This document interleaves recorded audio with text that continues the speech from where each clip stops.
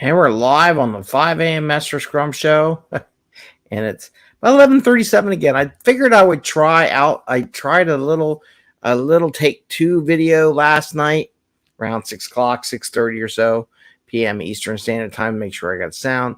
So this is a second try before again. I apologize for yesterday's morning because I figured I would just be able to plug it in and we'll work the way it did before, and I was wrong. Should have tested beforehand. So I'm doing another test here now. Make sure I got a topic for We Wednesday, We Team HR Wednesdays. So we talk about teaming, the we concept, HR items on Wednesdays related to Agile and teams and stuff like that. I'm going to talk about that a little bit today. And a question I get a lot or see a lot and a lot of discussion is Agile dead? Right. And I believe that I'm going to be speaking November 9th at the Agile Pakistan conference and a panel discussion. One of the questions is about Agile, where we are. And I want to talk about that a little bit, that I don't think it's dead. I think we have to change. Oh my gosh. Agile people have to change the way to do things, change what we do and how we approach it in teams nowadays and where it may look like. And I'm gonna talk about that today. So it's 5 a.m. Mester Scrum Show. I am Greg Mester, Scrum Master and Agile Coach. Here we talk about Scrum and Agile and business and technology in a very practical and tactical way to bring more value to your customer, not spend so much time bringing that value to your customer and having a little fun along the way. Hope and make it fun, because like I said yesterday, all the stuff out on social media is so, with the election up, so depressing. And I'm hoping I can make it a little bit more fun and add a little more hope to the world and what we're doing. Hopefully in this discussion, I'll add a little more hope to those in the Agile community. Everyone's, oh, we're all gone, we're done. I'm hoping that I can help shed a little light, shed a little positivity out there for those who are getting into the Agile world. And there's multiple levels to this. So I'm just going to talk about one because we only do 15 minutes. And what I'm going to say today. So when Agile came out here, there are a lot of companies. People think Agile's everywhere. And I'm going to tell you right now, it's not. Look at the number of project managers, or quote, Agile project managers that are being hired on LinkedIn. Way outdwarfs any Agile roles or anything like that. I'm just telling you right now, a lot more project managers. Tells you that there is still a big demand for PMP type project management, waterfall, just people to give guidance on the messed up projects they have that they implied. So it's still out there. So a lot of the companies I've worked with, to be honest with you, over the past 10 years, you think, when Scrum started in 2000, so what's 2020, last 4 or 5 years, we go into companies that needed Agile from the get-go, just haven't really had it or really hasn't implemented it, and they really needed that basic Agile stuff. So it's there, it exists, there's full teams in me. But now I want to talk about maybe the companies that have implemented Agile, another form of Agile over time, and they just ain't there. Or maybe it's a couple people, maybe it's new hires. Now, that's a big thing. Now, think about it this way. You hire maybe, 4 to 10% of a team or a company. So if you have 10 people on a team and you have a 10% hiring rate, like one person per team, a new person may come on a team because another person may get promoted and move out to a new place or find a new opportunity or do something else that they want to do, right? So it's like a 10%. So maybe there's only 1 or 2 new people on the team. Now, here's an obstacle that I have encountered with managers on organization. They quote, we've been trained in Agile. And this doesn't just apply to Agile. This applies to anything, to be honest with you. I would ask people, okay. And they go and they say, oh, we've been trained in Agile. We know that. So yes, you have. And this is one of the barriers to growing from an Agile perspective. That person has been trained in Agile, and they think that everyone else has been trained in Agile as well, right?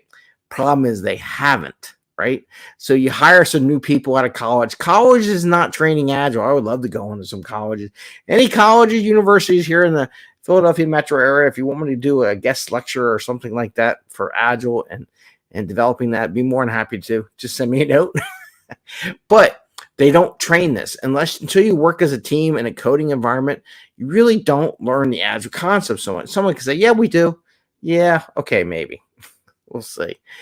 But so they don't have it. So maybe you're hiring some new people, or maybe from someone from another company, and they don't have that. So we as trainers, as coaches, as scrum masters, as leaders, managers, supervisors, however you want to do it, have to come up with a customized way of training Scrum or Agile, whatever Agile practice, Kanban, whatever you're going to do with the team. It's no longer, let's take the whole team.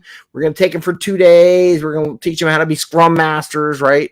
Stuff like that. And I think we're not going to do that. So we need to adjust the training. It's maybe not a full 2 days. Maybe it's just a half day. Maybe it's just a couple hours. Maybe it's just for 2 people. Maybe it's just for 1 person, right? Because we have to be careful. One of the things I've learned, like teaching not only teams, because I got new people that they say we teach them Agile. You just assume and it's a side thing, and it's not really taught, and the reasoning behind the Agile is not there. So we have to be mindful of that. When I teach my students in middle school, I have students that really grasp onto logging onto the system. You'd be amazed how many people just have problems logging in because they've never done it before. They're so used to their iPads, they're not used to doing it. So I have to do customized training for people in the class. There's little spots here and there throughout the class that I got to teach and handhold them and make sure they're good. So I get the whole team at a level. Where you have to watch out for is that if you think you're moving on, right, and you see there and there's a couple stragglers, that brings the whole team, and this is the We Team Wednesday in training in HR, brings the whole team down a peg because it slows them down. So you need to I can't even talk yet, right? It's almost noon. I still can't talk. So we need to bring the whole team up to the current, or individuals on the team, to the same level of training so that we as a team, when we do this, can really accelerate as a group, because we get more return on investment, more value when the whole team's at a level where they can all step forward and progress into maybe a new technology, a new capability, how they interact with people, so we move on and go faster. Classic thing. People may be scared of asking questions because they're not used to it, right? But that's the way the Agile world works. That's how a Scrum team is supposed to really be able to leap past other teams. Is the idea is that people on your team, I got a comment, can ask questions. Let's see. Caroline, it's in German. I don't know how to interpret from German. I'll have to get back to it.